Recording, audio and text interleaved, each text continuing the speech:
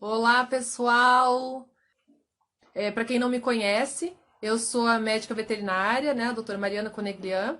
Eu sou fundadora aqui do portal Universo Equino e junto com o meu sócio, né, o médico veterinário Cássio Moraes, olha ele aí, a gente toma conta, né, aí de todos os processos, né, do universo equino online e offline, né, dos atendimentos, das aulas, dos cursos, né? Então somos nós dois aí que estamos à frente do universo equino, para quem é novo aqui e não nos conhece.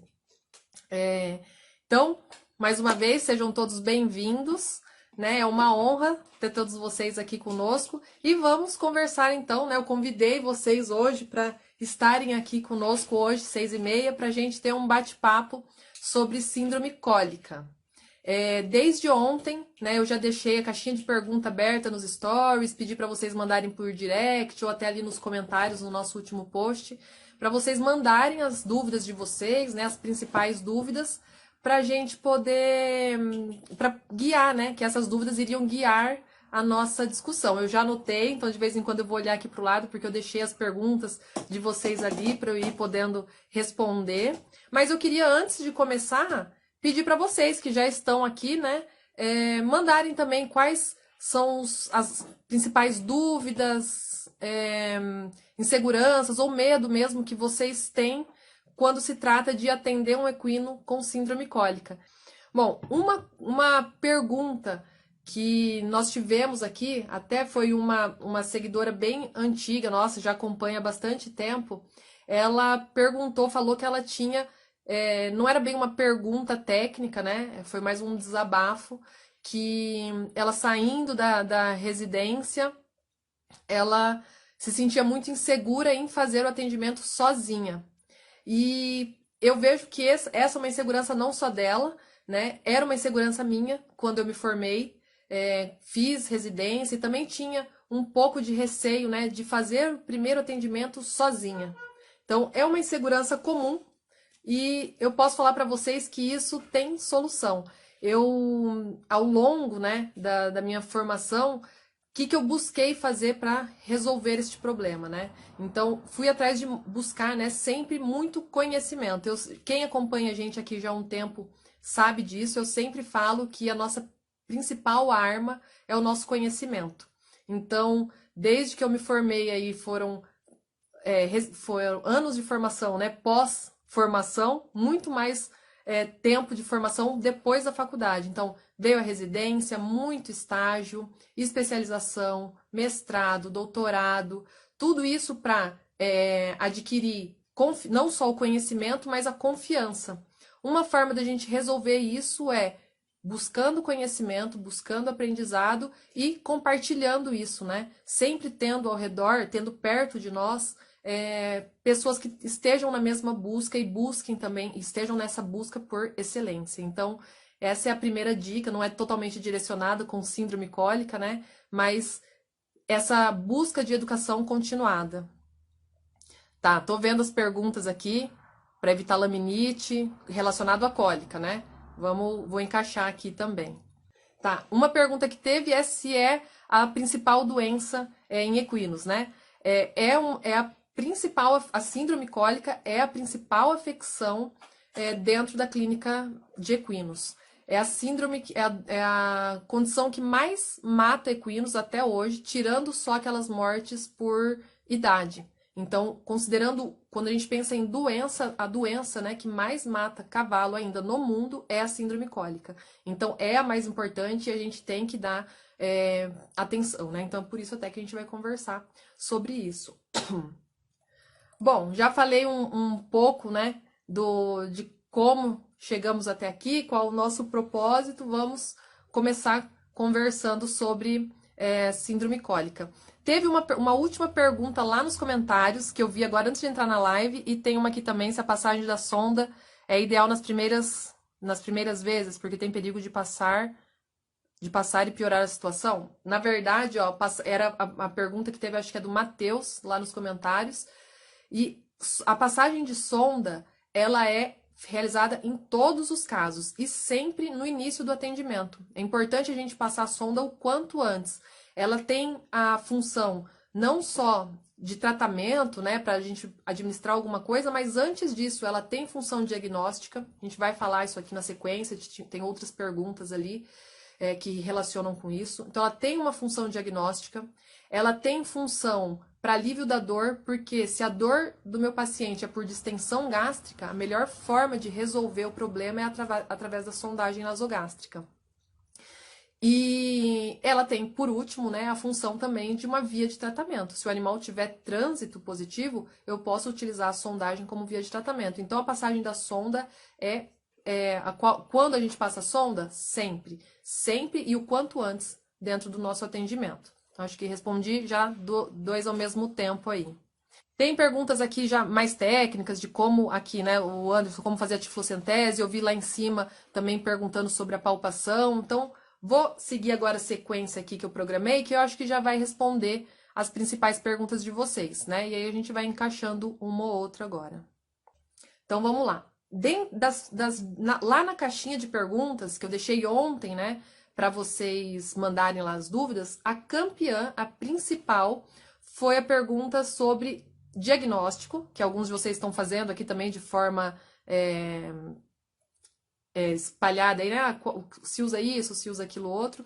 Mas assim, perguntas a respeito de diagnóstico e como diferenciar os tipos de cólica, né? Então, para responder isso num conjunto, a gente precisa primeiro ter algumas informações de base. Então, existem tipos de cólica. Existem três. Cólica, vamos começar do começo. Cólica, quando a gente fala que o cavalo está com cólica, cólica significa que ele tem dor abdominal. Dor abdominal pode vir de qualquer órgão, mas quando a gente fala. Abdominal, né? Óbvio. Mas quando a gente fala de cólica equina, síndrome cólica equina, nós estamos falando de cólica que tem origem no sistema gastrointestinal. Porque a cólica gastrointestinal é a mais comum no equino. Só que cólica por si só não é um diagnóstico. A cólica é um sinal clínico. Então, porque cólica é dor abdominal. Se a gente quiser melhorar, então dor abdominal no equino, né, advinda de algum processo no trato gastrointestinal. E a maioria das pessoas que tem convívio com cavalo sabe identificar que o equino tem cólica. Como o cavalo começa a apresentar sudorese, olhar para o flanco, escavar, deitar, rolar. Então, as pessoas que têm contato com o cavalo já sabem, opa, está apresentando um quadro de síndrome cólica. Até aí tudo bem. O problema é agora qual é o tipo de cólica, né? Então eu dividi aqui em três grandes grupos principais para a gente fazer uma diferenciação. Então existe a cólica, que até alguém já perguntou, acho que foi o Luiz. Cólica gasosa, que seria a cólica por timpanismo. Essa cólica ela pode acontecer no estômago ou no intestino grosso, né? Então tem a cólica por timpanismo gástrico, né? E intestino grosso, do seco para trás. Existe a cólica por obstrução simples, e aí nesse grupo existem, assim, diversos outros subgrupos, né? Então, por exemplo, cólica por obstrução simples por compactação. Essa compactação pode ser por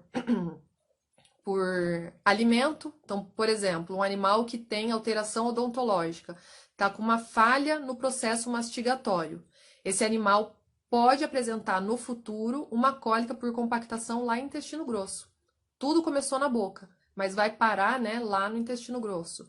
Pode ter cólica por compactação, às vezes, pelo tipo de alimento que ele recebe. Então, um alimento muito seco, uma fibra de difícil digestão, pode também gerar uma compactação. Se o animal tiver um processo doloroso em qualquer outra região, né, tá com uma dor, ele tende a apresentar hipomotilidade. Então, quando ele tem um processo de dor, não importa em qual local, a tendência é que tenha uma redução da motilidade. E essa redução da motilidade também pode levar a um quadro de compactação.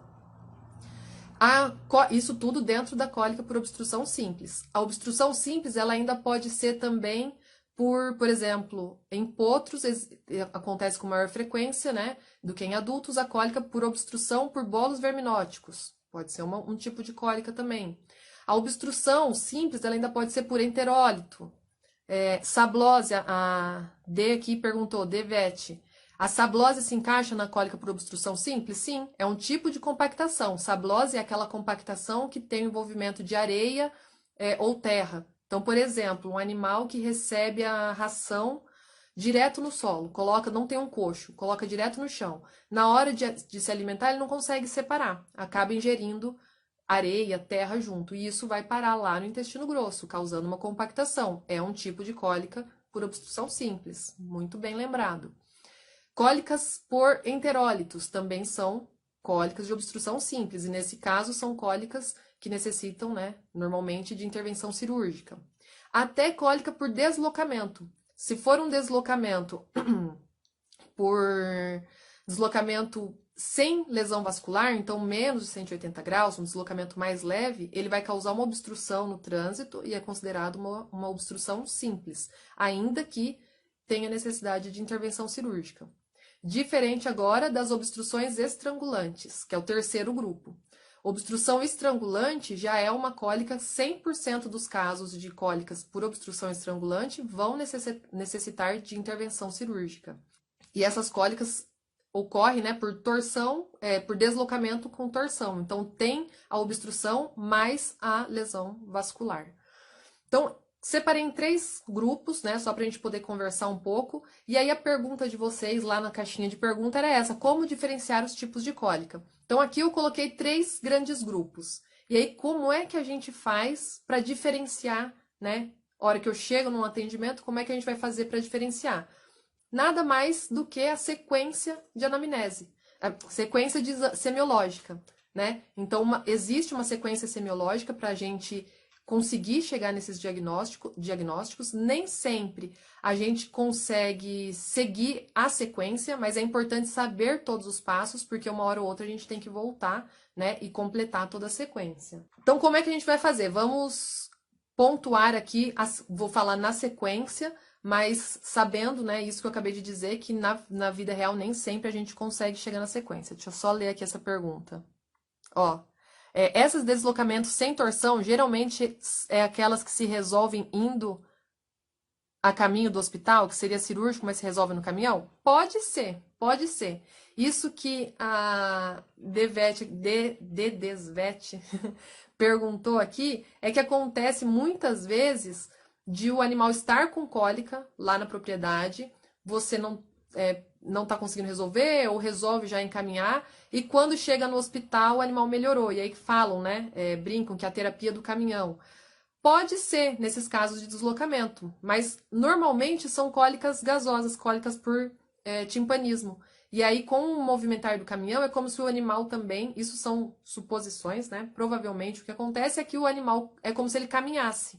E aí ele vai liberando esse gás, né? E pode chegar a resolver o quadro. Mas pode ser também esse quadro de deslocamentos leves, né? E que se resolvam.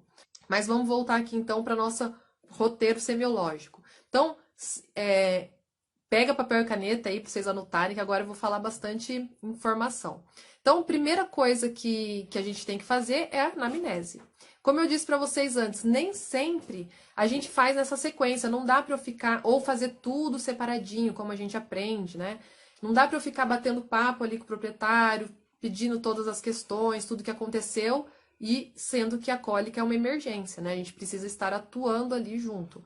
Mas, como a questão aqui é como diferenciar esses tipos de cólica, existem questões que são muito importantes dentro da anamnese, que é a seguinte: como a cólica começou e qual o tipo de dor e qual a evolução.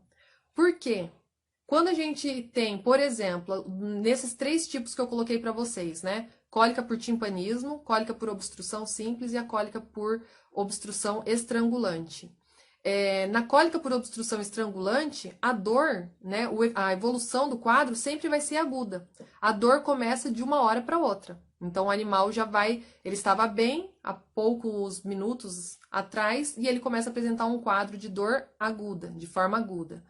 Em uma compactação já, por exemplo, uma compactação alimentar, a tendência é que seja gradativa. Então, o animal apresenta um processo, um quadro de dor, pode ter uma dor intermitente, dependendo de qual a alça envolvida, já falo mais disso, e aí depois ele melhora, daqui a pouco piora mais um pouco, se não for feito nada, né? Ele vai piorando, mas gradativamente. Então, só para ficar claro, o que eu estou falando aqui para vocês são formas, durante o nosso exame, de pegando pecinhas ali, né? Juntando pecinhas para fechar um quebra-cabeça e descobrir, né? E fechar o diagnóstico, se é uma cólica por timpanismo, se é uma compactação, se é um estrangulamento. Então, a característica do quadro, né? Da dor e a evolução nos ajudam nisso. Quando o animal tem uma cólica por timpanismo, por exemplo, ela pode ter uma evolução mais rápida. Não igual à da obstrução estrangulativa, mas mais rápida do que seria de compactação. A outra diferença que vai nos ajudar é na hora da inspeção. Observar esse animal, né? Então, se a dor dele é contínua ou intermitente, se ele tem distensão abdominal, se ele não tem, tudo isso vão juntando as peças. Então, para ficar mais claro, um animal com dor intermitente, eu penso em compactação. Um animal com dor contínua, eu penso em isquemia. Então, já há uma isquemia ou há uma dilatação ou obstrução completa da alça. Aí eu posso começar a pensar, inclusive, em tipo de alça envolvida. Como, por exemplo, estômago e intestino delgado, a gente sabe que são alças de pequeno calibre. Então, se tiver qualquer problema ali, a distensão ocorre de forma rápida. Então, são alças que, se estiverem envolvidas no processo, o animal vai tender a apresentar uma dor mais aguda. Se for intestino grosso, né, pensando em distensão, ele vai acontecer de forma mais gradativa, mais gradual. Então, dá para a gente começar a pensar em tipo de cólica e qual a alça envolvida. Isso juntando dados só da anamnese e da inspeção. Depois, a gente vão me dando um joinha se está ficando claro aí para vocês. Depois disso, a gente vai para um exame físico geral. No exame físico geral, eu não vou... Na anamnese tem muito mais coisa também, né, gente? É que eu tô só pontuando algumas questões que podem nos auxiliar a fechar, né? Todo mundo mandando um joia aí, tá legal. Beleza. Depois que a gente fez a anamnese completinha, vocês vão questionar muito mais do que isso que eu só falei aqui, né? Vocês vão questionar tipo de alimentação, vão questionar o manejo, né? Todo um histórico completo. Depois disso, o que vocês vão fazer? Vão para o exame físico geral. Daí, não vou comentar todo o exame físico geral também, mas a gente vai fazer todo o exame do paciente e aí pontos importantes para ajudar na diferenciação. Então, assim, ó, porque frequência cardíaca, frequência respiratória vão estar elevados, mas isso em qualquer tipo de cólica, né? Claro que em maior ou menor grau, dependendo do tipo de cólica. Mas vamos pensar, então, nos parâmetros que podem nos ajudar mais nessa diferenciação. Então, por exemplo, a ausculta abdominal dos quadrantes, né? Então, a gente sempre ausculta em 4 quadrantes, ventral e dorsal direito e esquerdo. Nessa hora, a gente consegue pensar já em cólica espasmódica ou cólica já por obstrução, se está completa, se está incompleta, né? Averiguando a motilidade. Consigo pensar na anatomia, vendo em qual quadrante eu tenho motilidade aumentada ou diminuída, e aí, conforme eu vou entrando com a medicação, com o tratamento, né, eu vou continuar essa avaliação e vou ver se está evoluindo, né, para melhora ou para piora. A inspeção, que eu já falei, uma coisa importante da inspeção que eu não falei e que eu acho bem importante e que às vezes é negligenciado, que é a inspeção do contorno abdominal do paciente. Um animal que tenha envolvimento do intestino grosso, um animal que tenha, vamos voltar, um animal que tenha abaulamento do abdômen, que está bem distendido, esse animal, mesmo que eu ainda não saiba o que ele tem, eu sei que tem envolvimento do intestino grosso. Porque se não tivesse envolvimento do intestino grosso, não tem como fazer essa distensão abdominal tão grande. Porque o estômago, ele é pequeno e ele está lá no gradil costal. Então, por mais que ele esteja distendido, a gente não vai ver essa alteração bem óbvia no abdômen do animal. E a mesma coisa acontece com o intestino delgado. O intestino delgado ele é muito longo, mas ele tem um diâmetro pequeno. Então, mesmo que ele esteja muito distendido, ele não vai fazer uma distensão significativa do abdômen, né, na inspeção externa do animal. Então, se na inspeção eu vejo um animal com a barrigona bem distendida, uma coisa eu já sei, tem envolvimento do intestino grosso. Então, também vai ajudando a gente a juntar as pecinhas ali para fechar, né, o diagnóstico de qual tipo de cólica e qual alça. Então, depois da inspeção, da ausculta, uma outra coisa também que a gente pode fazer e que às vezes é negligenciada no equino, é bastante realizada no bovino, mas pouco no equino, que é a percussão. Posso fazer a percussão com martelo e plessímetro ou a percussão auscultatória, para diferenciar se eu tenho ali naquela alça uma obstrução, né? Mas eu tenho ali um timpanismo, acúmulo de gás, se eu tenho acúmulo de ingesta, se tem líquido. Então, a percussão ou a percussão auscultatória, percussão com martelo e plessímetro, né? E a auscultatória quando a gente faz com esteto e vai dando como se fosse um petelequinho ali e vai avaliando o som. Isso auxilia muito também no a gente começar a fechar o diagnóstico. Então, e depois do exame físico geral, o que a gente vai fazer? Daí existem, quem pode me dizer aí, o que a gente vai fazer? Existem 3 exames complementares, considerados exames complementares, né, mas que são quase que obrigatórios, né, numa avaliação de um equino com cólica. Vocês já até falaram, lá no comecinho da live. Mas repitam aí, 3 exames que vocês considerem fundamentais. Além do exame físico geral, né? Sondagem, o Adriel falou. Rebeca, sondagem, a aluna VIP também. Palpação, tá faltando um. Avaliação do refluxo seria através da sondagem também, né? Que a Franciele falou.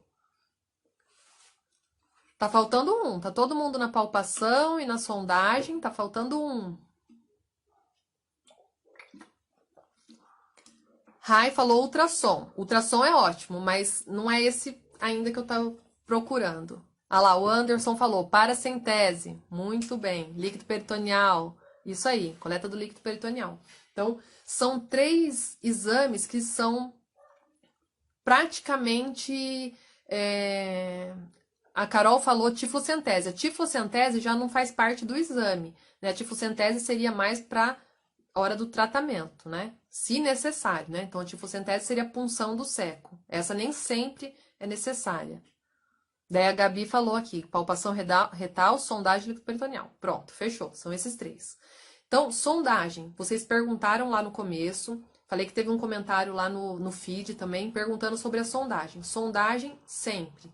Sempre vamos sondar e sempre o quanto antes.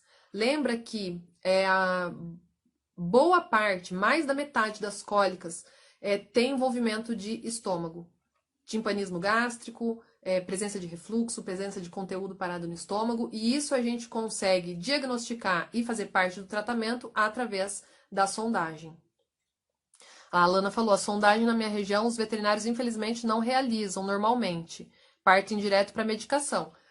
São condutas e condutas, né? Mas de forma geral, a sondagem é sempre indicada. A gente também acompanha alguns veterinários que falam, alunos, né, que contam, eu fiz estágio e a sondagem só era realizada nos casos de cólica grave. Então, não é a forma como a gente trabalha, né, e nem como a gente concorda, né. O correto, né, na nossa conduta e na maioria dos veterinários é a passagem da sonda sempre. Porque, como eu disse para vocês no início, ela tem a função diagnóstica, ela pode auxiliar na analgesia e ela tem função, né, como via de tratamento.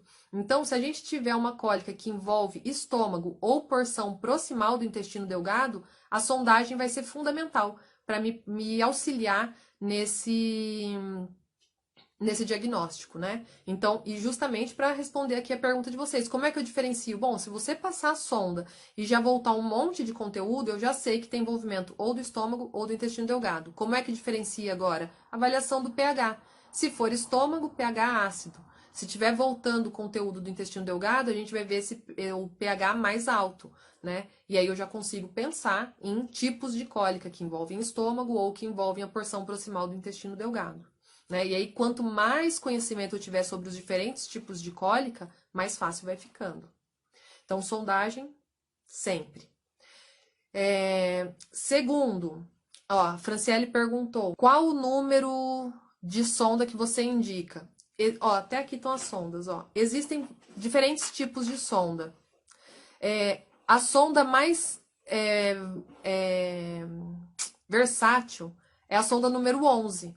Ela é uma sonda que serve para os cavalos, né? Ali a partir do ano e até cavalo mais velho, né? Dependendo do tamanho. Claro que eu falei em idade, mas depende do tamanho do cavalo. Mas a sonda número 11 é a mais versátil. Mas a gente precisa ter um conjuntinho de sonda. Então a número 11 é aquela intermediária. Precisa ter uma sonda mais grossa lá, 17, para poder fazer se eu precisar fazer uma lavagem gástrica, às vezes essa sonda não vai ser suficiente. Se eu tiver um potro, eu vou precisar de uma sonda mais fina. Então a gente tem que ter pelo menos 3 números de sonda.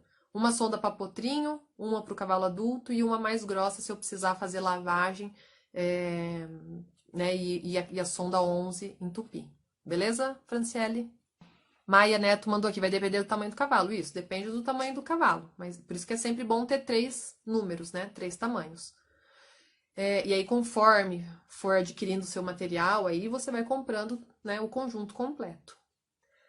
Beleza, sonda foi. Além da sondagem nasogástrica, aí a palpação retal. Palpação retal, até teve uma pergunta aqui, eu acho que era a Luciana.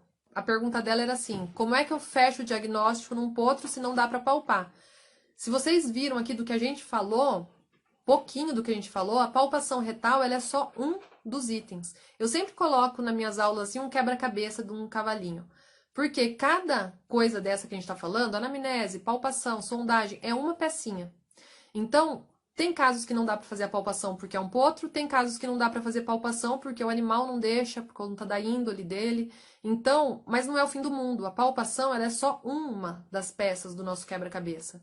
Se não tem como fazer palpação, mas eu ainda tenho como analisar todo o quadro do paciente. Se era uma compactação, eu não sei se ela fez a pergunta porque foi um caso dela especificamente, mas se foi compactação, tem todo aquele histórico, né, da dor que começa devagar e vai aumentando, de ser gradativo, começa com dor intermitente, para depois chegar na dor contínua. Então tem um histórico, ver o que o animal está comendo.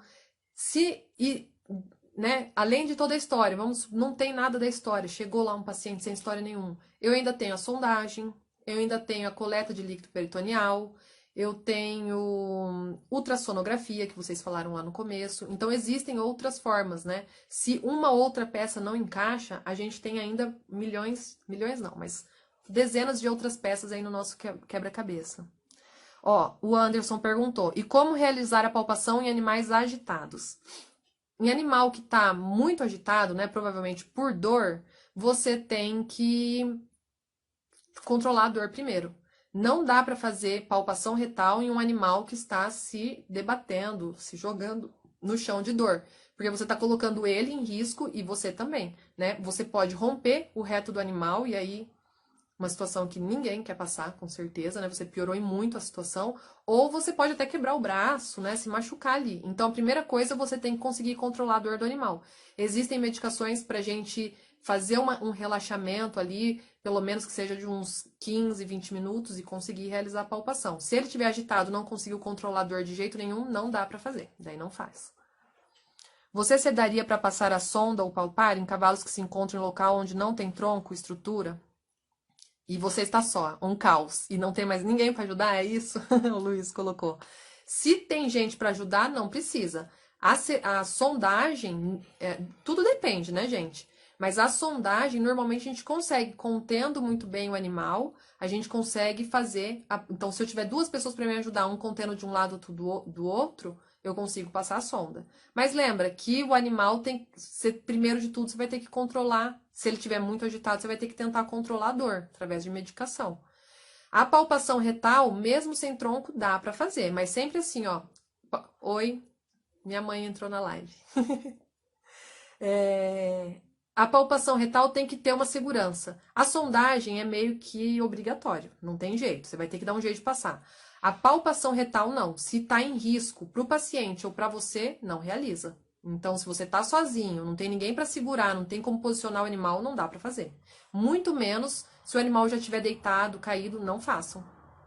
É muito risco para pouca ajuda no final. Então, porque a gente tem, algumas pessoas têm a falsa ideia de que palpou, diagnosticou.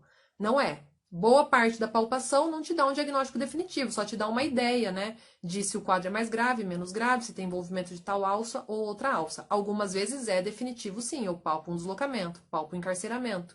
Mas Não vá com essa ideia de que eu preciso palpar para fechar o diagnóstico. Se não der, não deu. Beleza? E o terceiro item é a coleta do líquido peritoneal. Coleta do líquido peritoneal é um procedimento que dá para fazer a campo, não é um procedimento perigoso. Agora eu vou ter que dar oi, porque entrou minha tia também. É um procedimento que dá para ser realizado a campo, tranquilamente, se você tiver material adequado, tiver controlado a dor do paciente e precisa de uma certa ajuda, né?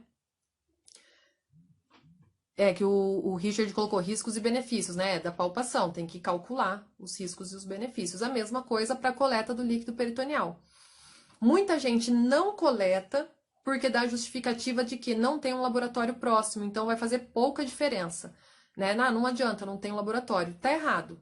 Se você tem condições, tem material, colete o líquido peritoneal, porque ele pode macroscopicamente já te dar algumas respostas. Se esse líquido vem alaranjado, vem turvo, né? Então, bem fora do padrão, você já sabe que isso é um caso que necessita provavelmente de uma intervenção cirúrgica. Se ele vier clarinho, amarelinho claro, e eu não tenho uma avaliação laboratorial, daí não adianta muito, né? Ele não é a falta de alteração não vai bater o martelo que aquilo ali é clínica médica e que tá tudo bem. Precisaria de uma avaliação laboratorial. Mas vale a pena fazer porque fazer exames pareados. Eu faço o exame agora, instituo o tratamento, vou acompanhando o paciente, daqui 1 hora eu posso fazer uma nova coleta e fazendo essa avaliação pareada. Isso vai te dar também um norte, né? De que se o caso está caminhando para melhora, se você está acertando no tratamento, se não está melhorando. Características do líquido peritoneal de acordo com o tipo de cólica. Ó, nas obstruções simples, que são a grande maioria das cólicas que a gente atende a campo, o líquido peritoneal tende a macroscopicamente não ter grandes alterações. Vai estar límpido, amarelinho, né, clarinho, não vai estar turvo, sem presença de células vermelhas, né? Pode ter laboratorialmente, a gente pode ter aumento de proteína. Quando a gente já tem distensão completa ou obstrução estrangulante, vai ter presença de hemácias, células vermelhas, e pode começar, o líquido peritoneal pode começar a ficar turvo, né? Mostrando que já tem a passagem de células brancas. Então, isso é um sinal de que é mais grave, né? Do que talvez a gente espere ali. Certo? Se esse líquido peritoneal vem com ingesta, tá verde, tem conteúdo alimentar ali. Das duas, uma. Ou já rompeu alça, e aí uma característica que pode acontecer é o animal estava morrendo de dor e de repente ele ficou apático. Tá sem dor? Opa, melhorou? Não. Se passou de muita dor para nada de dor, apatia, pode ser que tenha rompido uma alça. Ou você puncionou a alça na hora de coletar. Aí o que você faz? Se coletou e veio esverdeado esse líquido, tira rapidamente, né, a cânula ou a agulha, né, porque se perfurou foi com agulha, que você está utilizando e realiza nova coleta, né, um pouquinho para frente, para trás ou para o lado ali, num novo ponto, para confirmar se aquilo ali foi erro de punção ou se realmente tem ruptura de alça. Beleza? Eu vou acelerar um pouquinho aqui só para responder. Teve uma pergunta que teve aqui que eu passei e que é bem interessante, que foi da Vitória, que ela não, foi da quem perguntou aqui foi a Calmeida. Ela perguntou o que fazer, o que a gente pode falar para o proprietário fazer antes do veterinário chegar. Então, primeira coisa, tem que chamar o veterinário rápido, né? Não adianta ficar tratando em casa. Né, tratando em casa não, tratando sem auxílio profissional. É importante que o proprietário tire a comida do animal, então deixe ele sem comida até que o veterinário examine e possa dizer se é uma situação que vai poder continuar com comida ou não. Então lá no telefone você já instrui, né, ó, tira a comida, coloca o animal num lugar seguro, porque ele vai deitar, vai rolar, né, para ele não se machucar. Se ele não tiver com uma dor extrema, for uma dor leve, né, leve a moderada, pedir para caminhar. Pode caminhar com ele, auxilia. Nunca, o que a gente nunca deve fazer? Correr com o animal até ele suar, que é uma prática que ainda é feita, mas não é recomendada. Não devemos nunca né? Fazer, não sei como chama, até vocês me contem nos comentários, mas aqui a gente vê o pessoal falar da garrafada. Mistura um monte de coisa numa garrafa e passa pelo nariz do cavalo, né? Não faz, não façam isso, né? Eu sei que vocês não vão fazer, mas recomendem, né? Para que não façam isso. Então a gente vai ter dois problemas, a cólica e agora uma pneumonia por aspiração ou qualquer outra coisa do tipo. Não tentar passar sonda, porque quem deve passar sonda é o médico veterinário. É um procedimento relativamente simples, mas que precisa de vários cuidados, né, no procedimento. Ah lá, eu sei que já deu cerveja preta. Não, não dê cerveja preta, não dê café, óleo queimado, nada disso. Na hora da passagem da sonda, pode ir para a traqueia e aí ir para o pulmão. Então, não passar a sonda e, de preferência, não medicar antes do veterinário chegar, porque isso pode mascarar os sinais clínicos. Então, acho que é isso, né? O que fazer e o que não fazer. Nós tá quase acabando aqui nosso tempo. Eu queria pedir licença aqui para vocês, para contar para vocês um pouco como é o nosso grupo de estudos. A gente tem alguns alunos aqui, né, que são VIPs. Então, se vocês derem um tempinho aí pra gente, só para eu explicar para vocês, depois eu volto para responder mais perguntas, né? Aqui falando, já peguei chifre queimado pela garrafada, a gente vai escutando, né, coisas diferentes, né, por aí. Como saber o grau de dor do animal? A gente vê isso através da inspeção, frequência cardíaca, frequência respiratória, atitude do animal. Então, é pela observação e pelo exame físico geral. Vou falar um pouquinho, então, para vocês, rapidinho, como que é o nosso grupo de estudos, para vocês que estão aqui, têm interesse, né, em síndrome cólica. A gente tem um grupo de estudos. Quem já é nosso seguidor mais antigo aqui, já com certeza já ouviu falar. Quem já passou pelo grupo também pode se manifestar aí, que tem um monte de gente que já passou por aqui, que é VIP, pode contar para vocês melhor como funciona. Mas o nosso grupo de estudos, ele tem duração de 4 semanas, né? Um mês, então, de duração. E onde, em cada semana, a gente aborda um tópico diferente dentro, né, do grande tópico aí, do grande tema que é síndrome cólica. Então, na primeira semana, a gente bate firme nessa questão de diagnóstico clínico ou cirúrgico. Então, como diferenciar se a gente está frente a um caso clínico ou cirúrgico, para o mais rápido possível poder encaminhar. Que até foi uma pergunta também, o que fazer quando não tem centro cirúrgico? Então, calma, porque a maioria das cólicas, mais de 80% das cólicas, elas se resolvem na clínica médica. Mas antes disso, a gente precisa saber se é clínica médica ou é clínica cirúrgica, né? Então, na primeira semana, a gente fala bastante sobre isso. Na segunda semana, a gente fala direto sobre o exame do paciente. Então, um pouco disso que a gente conversou aqui hoje. Como examinar e, principalmente, como interpretar cada sinal. E aí sim, conseguir diferenciar qual é o tipo de cólica, qual é a gravidade. A RM Medicina Equina falou, expressão facial e corporal também indica um grau de dor. Isso, lá a gente também fala. Tem até post aqui, vocês podem procurar. Foi parte do meu doutorado sobre a Horse Grimace Scale, que é a escala de careta de dor do cavalo. E a gente pode incluir isso no nosso exame, não só no exame do cavalo com cólica, mas em toda vez que você vai avaliar um animal, né? Avaliar o grau de dor pela expressão facial. Então, boa dica. Na terceira semana do nosso grupo de estudos, daí a semana mais esperada, é a semana de terapêutica, terapia médica. Daí a gente discute protocolo, coisas que não dá muitas vezes para a gente discutir abertamente aqui no Instagram, porque nem sempre a gente está falando como profissional, né? Então, lá dentro do grupo de estudos, não. Lá não tem restrição. Lá a gente conversa de tudo, dose, frequência, tipos de medicamento. E na quarta semana a gente faz uma junção, tipo juntar as peças que faltaram, né?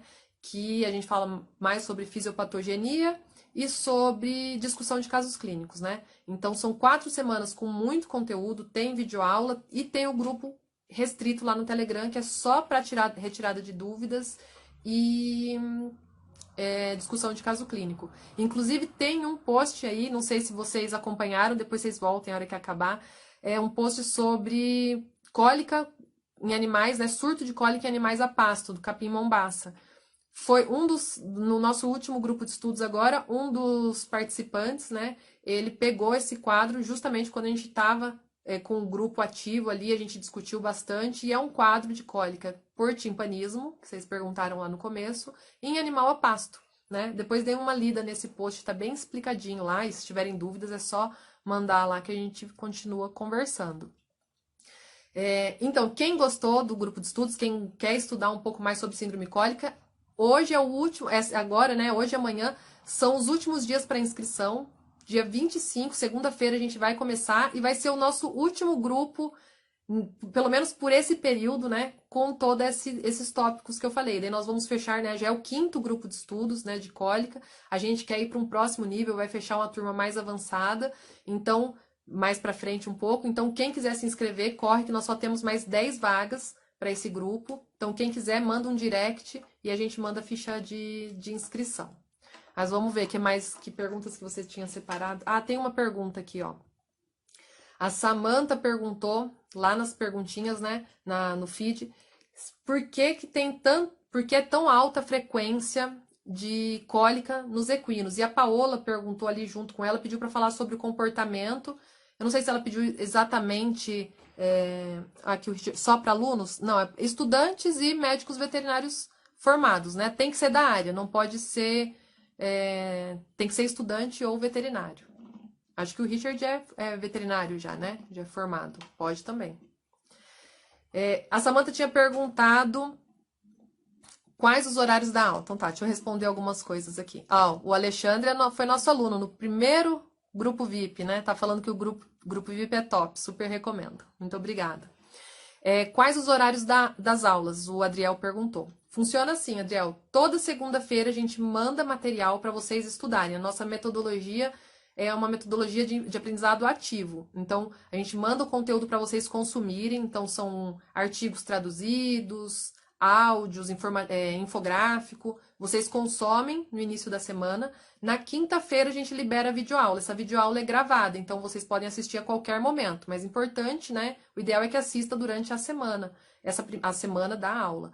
Porque aí a gente vai tirando as dúvidas no grupo, o grupo fica aberto 24 horas por dia, e no sábado a gente faz um encontro online. Daí a gente marca um horário, aí junta a turma toda e faz um encontro online para, assim, tirar as últimas dúvidas que restem, né?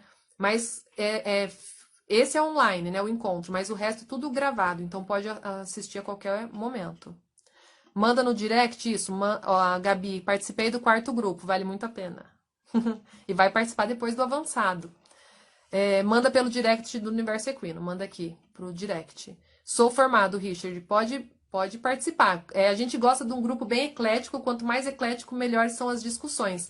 A gente teve o Daniel participou com a gente, que teve o caso dos equinos Mombasa, eu acho que ele já era formado há uns 10 anos, talvez. A gente teve pessoal já 13, 20 anos de formado que veio para renovar, né? Enfim, pode participar. Muitos veterinários me perguntam sobre grupos de estudo, principalmente. Então, pode divulgar o nosso. Vão ser muito bem-vindos. Deixa eu só responder, então, essa pergunta aqui, mas podem ir mandando e eu vou contando. Tem um comentário aqui da coisa. Perdi. Só responder para a Samantha ali que perguntou sobre a frequência da síndrome cólica em equinos. Por que a gente fala tanto de síndrome cólica em equinos, né? Por que ela é tão frequente? Existem condições do próprio animal que fazem com que elas...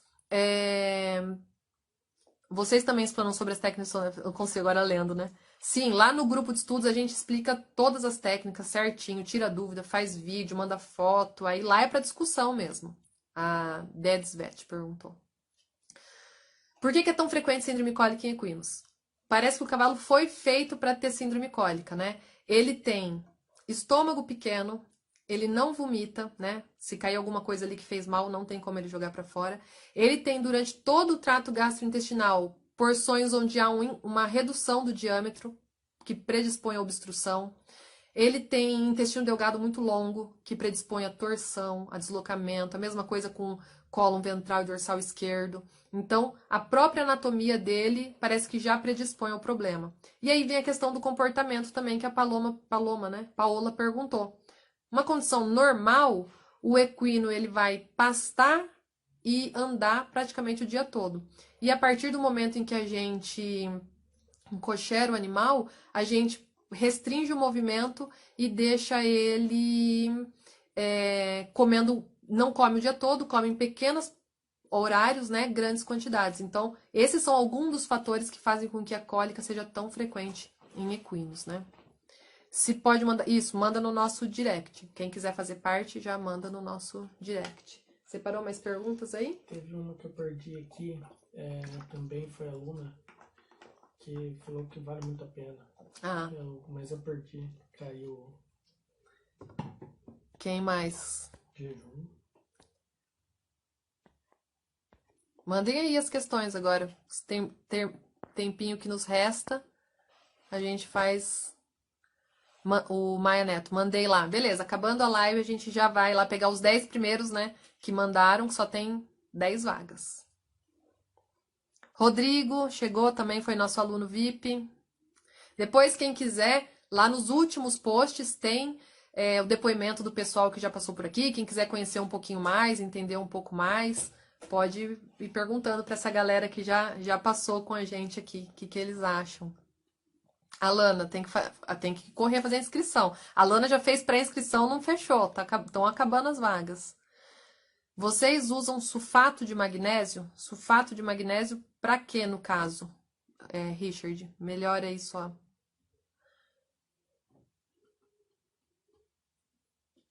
A laminite por causa da cólica tem relação com algum dos 3 tipos, mais do que o outro? Sim. A laminite depois da cólica, né?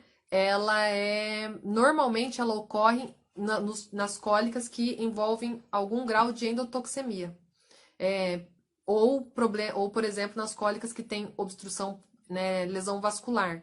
Elas são as que têm mais frequência.